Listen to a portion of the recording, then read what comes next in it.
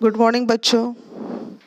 आज हम पढ़ने वाले हैं lesson number 2 plants structure and function. Structure और फंक्शन का मतलब क्या है? स्ट्रक्चर यानी कि प्लांट्स की जो रचना है वो किस तरह से दिखते हैं, उनका आकार क्या होता है, रंग कौन सा होता है, ये सब स्ट्रक्चर में पढ़ेंगे। और फंक्शन यानी कि उनका कौन सा काम है। प्लांट्स में हर प्लांट्स के जो पार्ट्स होते हैं उनका क्या क्या रोल है वो आज हम इस लेसन में पढ़ने वाले हैं। तो शुरुआत करते हैं।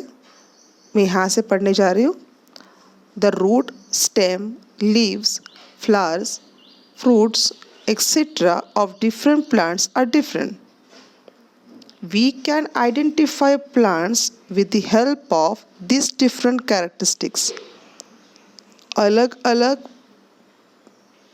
वनस्पतियों में, अलग अलग पौधों में पाए जाने वाले जो रूट होते हैं, स्टेम, लीव्स, फ्लावर्स और फ्रूट्स होते हैं वो अलग अलग प्रकार के होते हैं। दो प्लांट्स के फ्रूट्स या दो प्लांट्स के लीव्स एक जैसे नहीं होते।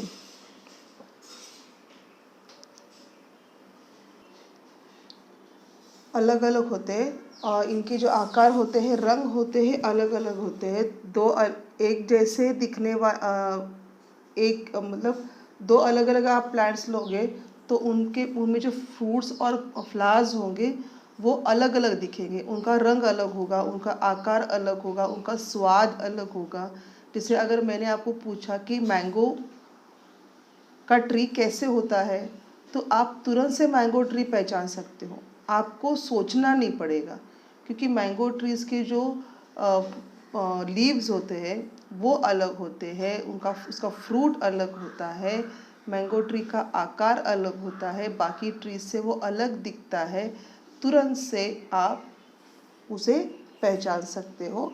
और यही सभी जो हमने पहले पार्ट में पढ़ा है ना कि जो डाइवर्सिटी है, अलग अलग हर एक की विभिन्नता जो है, डिफरेंस है हर एक प्लांट का और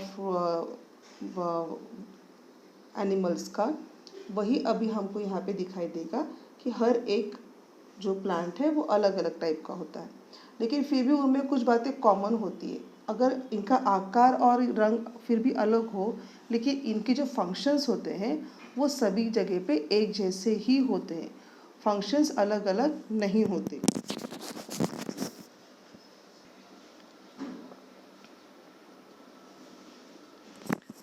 आज हम देखते हैं कि प्लांट्स के पार्ट्स कौन से होते हैं। पार्ट ऑफ प्लांट्स, सबसे पहले होता है root, stem, leaf, flower and fruit. Roots आपको पता है रूट कहाँ होता है? रूट ज़मीन के नीचे होता है जिसको जड़ कहते हैं। स्टेम ऊपर की तरफ होता है, ज़मीन के ऊपर जो होता है उसे स्टेम कहते हैं। लीफ, जो हरे भरे आप पत्ते देखते हो वो लीफ है। फ्लावर, आप देख सकते हो कि बहुत सुंदर सुंदर फूल होते हैं पौधों पे, प्लांट्स पे। फ्रूट्स, जो भी फूड प्लांट प्रोड्यूस करते हैं वो अपने फ्रूट्स में जमा करके रखते हैं और ये फ्रूट होते हैं वो हम खाते हैं। फ्रूट बहुत ही हेल्दी होते हैं खाने के लिए। तो आज हम एक एक करके सभी पार्ट्स के बारे में पढ़ने वाले हैं। रूट, रूट हम सबको पता है रूट कहाँ होता है? ज़मीन के नीचे। जो भी आपका प्लांट होता है वो प्लांट का सबसे मेन पार्ट जो होता है वो क्या होता है? रूट। रूट कहाँ पाया जाता है? ज़मीन के नीचे। प्लांट का जो निचला हिस्सा होता है उसे रूट कहते हैं। रूट्स हमेशा ज़मीन में अंदर तक जाते हैं और पकड़ के रखते हैं प्लांट को अच्छे से। प्लांट को सपोर्ट करने के लिए प्लांट को these roots are help plant to hold tightly in the soil। और ये रूट्स जो होते हैं वो बहुत दूर तक जाते हैं और प्लांट्स के लिए वाटर ढूंढते हैं, पानी ढूंढते हैं अंदर ज़मीन में से। तो ये बहुत ही इम्पॉर्टेंट होते हैं। फॉर्मेशन ऑफ रूट्स, आप देख सकते हो आपके घर में अगर आपने कोई भी बीज ले लिया, जैसे आपने चना ले लिया, घर में चने होते हैं ना, अब आप लॉकडाउन में घर पे हो तो आप घर पे ये छोटा सा प्रैक्टिकल कर सकते हो। घर में जो चने होंगे या मूंग होगी या हरभरा होगा या छोले होंगे, आप कोई भी ऐसा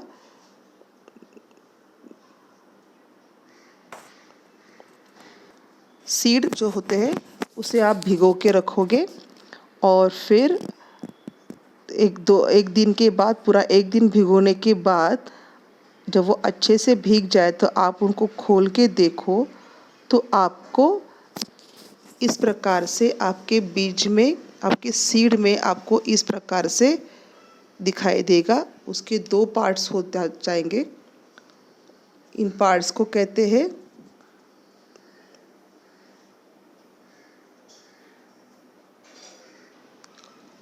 कहते हैं कॉटिलेडॉन, यानी कि दो भाग जो होते हैं उसके, यहाँ आप देख सकते हो ये जो दो भाग दिख रहे हैं उसको आप कहते हैं कॉटिलेडॉन। और इसके अंदर आप देखोगे तो यहाँ पर एक ग्रीन कलर का रेडिकल आया है जिसको हम कहते हैं अंकुर। ये अंकुर आगे जाके बड़ा होता है।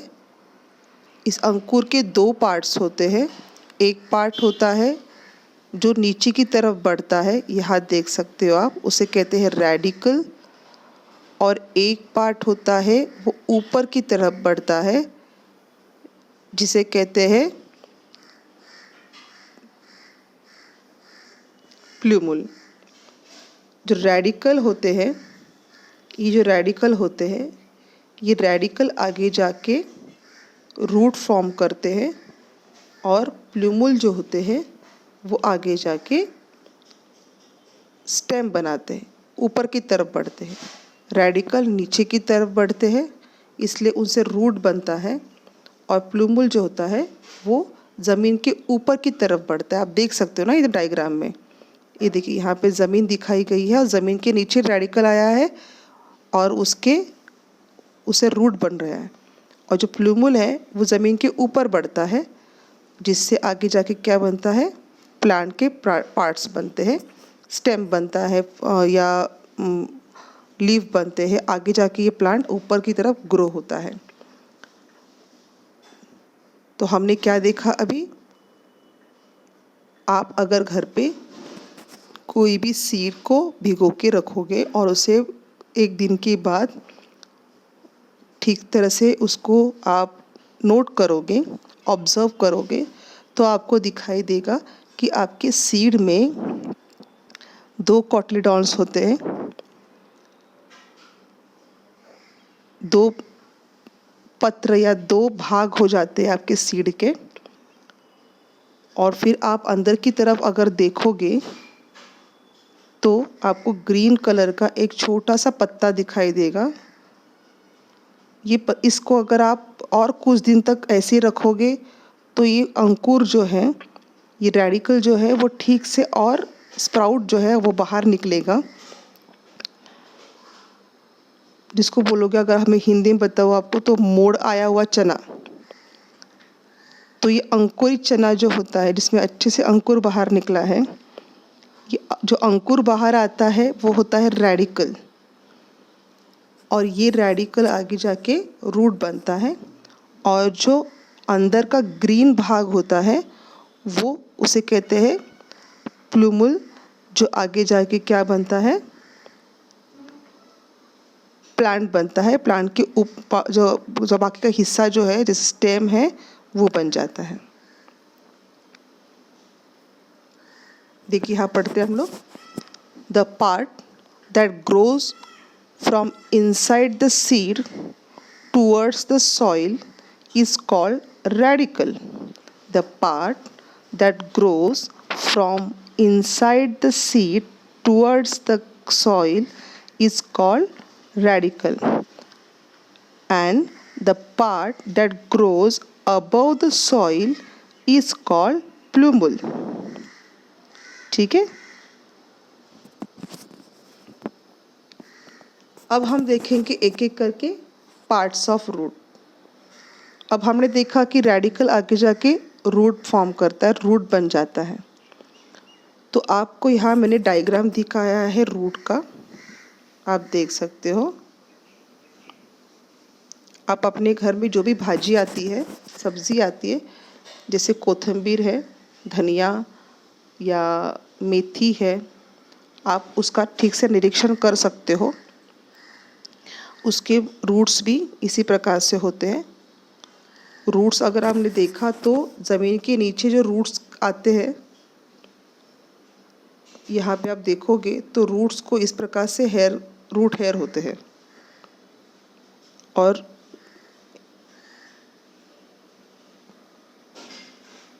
आगे जाके ये रूट्स आगे बढ़ते हैं और नीचे की तरफ आने के बाद आपको दिखाई देगा कि यहाँ पर उसका टिप होता है, जहाँ पर रूट कैप दिखाई देती है.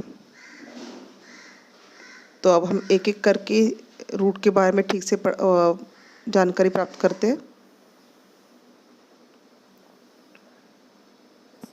First point, the part of the plant growing below the soil for support is called roots. Roots मतलब क्या? The part of the plant growing below the soil for support is called roots. Plant का वो part जो ज़मीन के नीचे की तरफ बढ़ता है और प्लांट को सपोर्ट देता है, उसे रूट्स कहते हैं. Roots bear hair like processes near the root tip. Root के पास, रूट में हेयर, बालों की तरह, हेयर की तरह एक पार्ट दिखाई देता है, बहुत सारा बालों की तरह एक पार्ट दिखाई देता है, उसे कहते हैं रूट हेयर. ये रूट हेयर क्या करते हैं? ज़मीन में जितना भी पानी है उसे एब्जॉर्ब करते हैं, एब्जॉर्ब करने की कोशिश करते हैं और प्लांट को ऊपर की तरफ पहुंचाते हैं. उसके बाद मैंने आपको बताया कि आगे जाके ये जो रूट है ये आगे आगे और बढ़ता है और ज़मीन में अंदर अंदर और पानी की खोज में निकल पड़ता है. ज़मीन के अंदर जब पानी की खोज हो रही होती है तब इस रूट को किसी भी तरह की इंजरी ना हो, इसलिए इस रूट के टिप पर एक कैप होती है, टोपी होती है, जिसे कहा जाता है रूट कैप. ये देखिए, ये है रूट कैप. हम पॉइंट नंबर 3 पढ़ते हैं. The tip of roots is covered by cap like structure called the root cap. The tip of roots is covered by cap like structure called the root cap. Root के tip पर एक cap के जैसा structure होता है जो उस root को कवर करता है, उसे कहते हैं root cap. The root cap is delicate. ये रूट कैप कैसा होता है? बहुत ही डेलिकेट होता है. The root cap is delicate. The root cap protects the root tip from injuries. क्या क्या काम है इस रूट कैप का? ये फंक्शंस है. ये जो ब्लू में लिखा हुआ है ना, ये रूट कैप के फंक्शंस है. क्या है रूट कैप के फंक्शन? देखो, the root cap is delicate, बहुत ही नाजुक होता है. The root cap protect the root tip from injuries. कोई भी प्रकार की इंजरी होने से, हानि होने से ये रूट कैप रूट का रूट कैप जो है वो रूट टिप का को प्रोटेक्ट करता है। This is the reason of the growth of the root, और यही वो हिस्सा है रूट का जहाँ से रूट आगे आगे बढ़ता है। रूट कैप ही ऐसा हिस्सा है रूट का, रूट टिप जो होता है वो आगे आगे बढ़ने के लिए हेल्प करता है। सभी पॉइंट्स दोबारा एक बार देखते हैं हम लोग। The part of the plant growing below the soil for support is called roots. Roots bear hair-like processes near the root tips. These are root hairs. The tip of roots is covered by cap-like structure called the root cap. The root tip is delicate. The root cap protects the root tip from injuries. This is the region of the growth of the root. ये जो diagram है इसे आपने अपनी copy में निकालना है और ये पॉइंट्स भी साथ में लिखने हैं।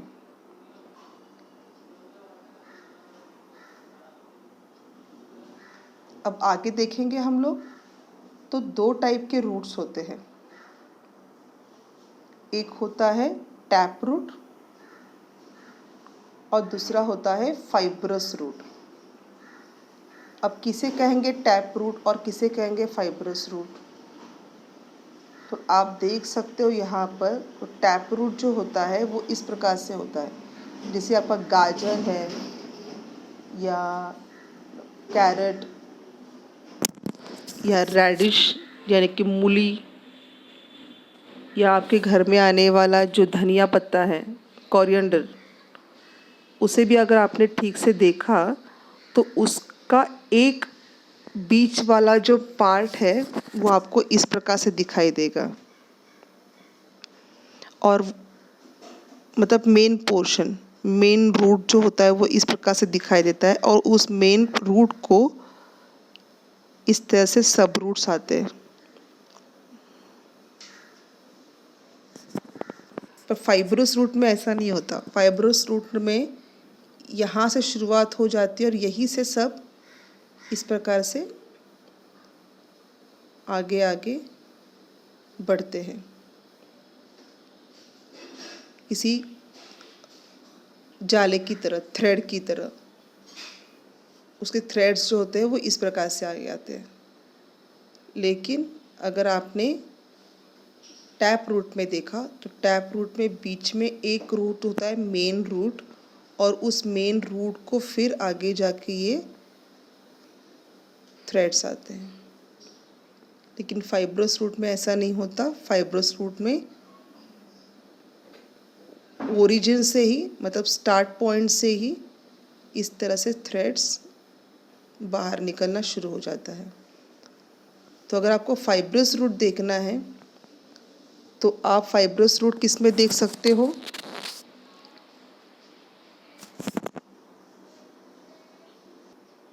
फाइब्रस रूट जो है, अगर आपने बाहर जो आपको ग्रास दिखाई देती है, घास, उसको आप ज़रा निकाल के देखो हल्के से, तो वहाँ पर आपको फाइब्रस रूट दिखाई देंगे।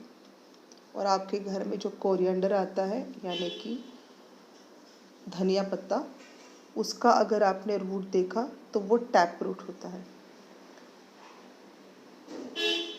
और अगर आप आगे जाके पढ़ोगे तो जो डाइकोटिलेडॉन होते हैं प्लांट्स, जिनके सीड्स में 2 कोटिलेडॉन्स दिखाई देते हैं, उनके रूट्स टैप रूट्स होते हैं। और ऐसे सीड्स जो कि मोनोकोटिलेडॉन्स होते हैं, उनके रूट्स हमेशा फाइब्रस रूट होते हैं।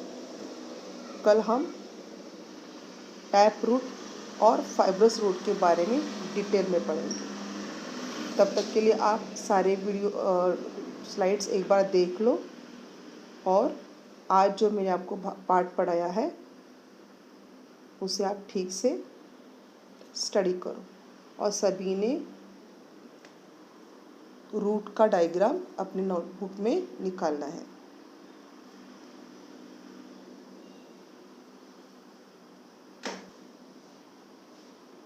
सभी स्लाइड्स देख लेंगे एक बार।